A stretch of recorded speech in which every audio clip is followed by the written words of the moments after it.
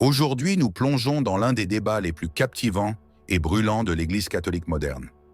Le pape François, connu pour sa vision progressiste et son approche humaine de la foi, a suscité des réactions intenses en proposant de nouvelles interprétations des textes bibliques et en redéfinissant la place de Jésus dans notre vie.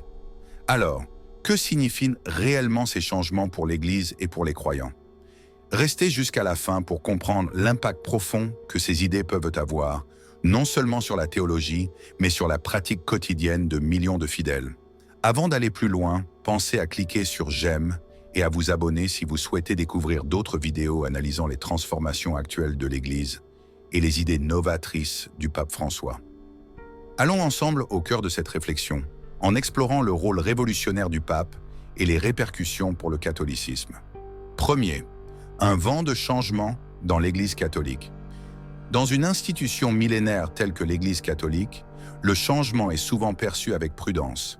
Cependant, le pape François a entrepris une révision audacieuse de l'interprétation biblique et du message de Jésus.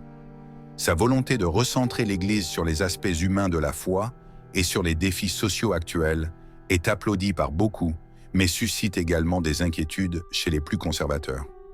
Ces déclarations sur la Bible mettent l'accent sur l'humanité de Jésus, un aspect qui parle profondément aux catholiques progressistes et aux jeunes croyants en quête de sens. En proposant une lecture plus flexible et contemporaine des Écritures, François incite les fidèles à voir Jésus non seulement comme une figure divine, mais aussi comme un guide profondément humain, proche de leurs expériences et de leurs souffrances. 2. Une perspective moderne qui divise pour les catholiques modérés et progressistes, cette nouvelle approche est une bouffée d'air frais. Elle donne à l'Église un visage plus inclusif et plus en phase avec le monde moderne. Ces croyants voient en François un réformateur qui, loin de rompre avec la tradition, cherche à lui redonner sa pertinence. Cependant, pour une partie des fidèles attachés aux doctrines traditionnelles, ces changements sont vus comme une menace pour l'essence même du catholicisme. La question se pose alors, jusqu'où peut-on moderniser le message biblique sans trahir ses fondements? Ce débat est central pour l'Église aujourd'hui et touche autant les jeunes catholiques avides de changement que ceux qui s'inquiètent de perdre l'héritage doctrinal. Troisième, le pape François, un défenseur de l'inclusion et de la justice sociale. La vision du pape François va bien au-delà des murs de l'Église. En insistant sur des valeurs telles que la miséricorde, l'inclusion et la justice sociale, il cherche à transformer le catholicisme en un levier de changement social. Dans un monde frappé par des injustices croissantes, François rappelle l'importance de la solidarité envers les marginalisés, les pauvres et ceux qui sont laissés pour compte. Ce message résonne profondément auprès des jeunes générations qui voient en lui un modèle d'engagement pour une foi vivante, ancré dans les réalités contemporaines. Ces jeunes, parfois critiques face aux doctrines figées, trouvent dans les paroles du pape un encouragement à adapter leur foi aux défis actuels et à lutter pour un monde plus juste. Quatrième, une résistance conservatrice face au changement. Cependant, toutes les voix ne sont pas enthousiastes.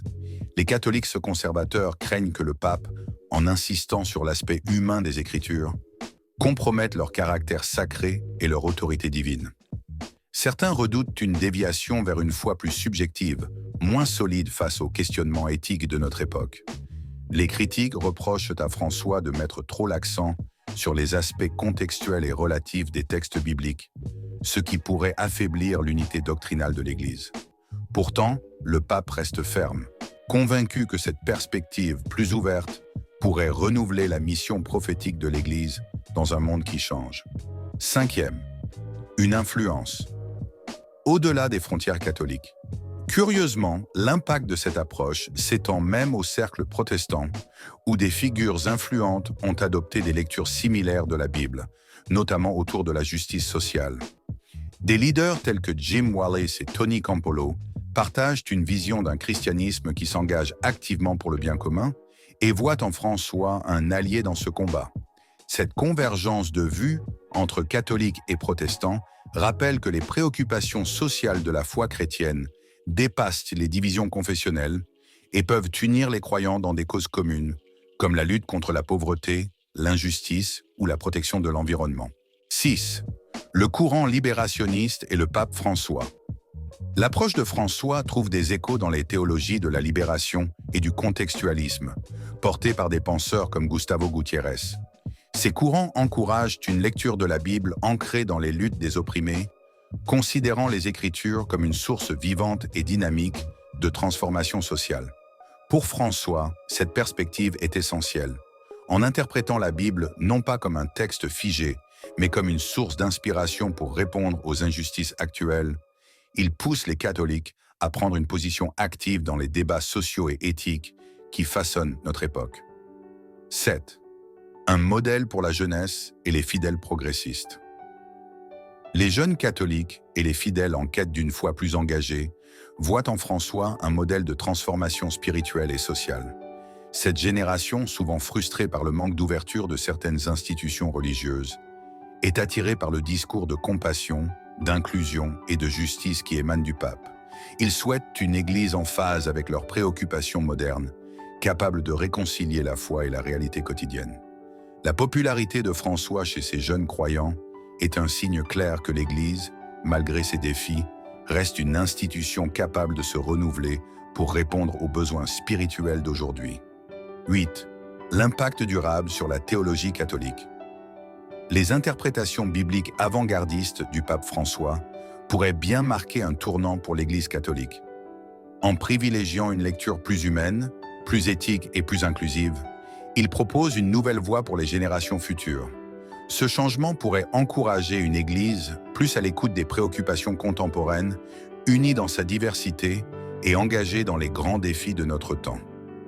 Alors, le pape François est-il en train de transformer l'Église ou de risquer son unité?